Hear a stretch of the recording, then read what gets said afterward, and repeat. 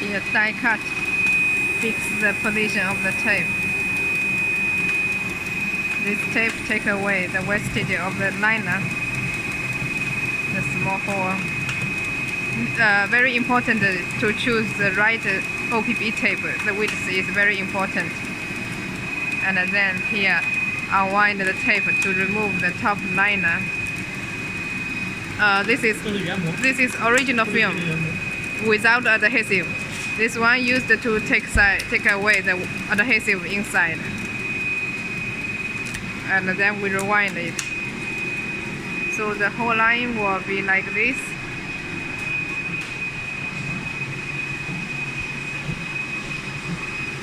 Here already first die cut, fix the position, and unwind the double sided tape, fix the position here, and then remove the liner, original liner, unwind the release paper, here adhesive, and here we die cut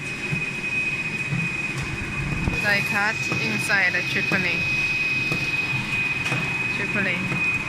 Then here remove the wastage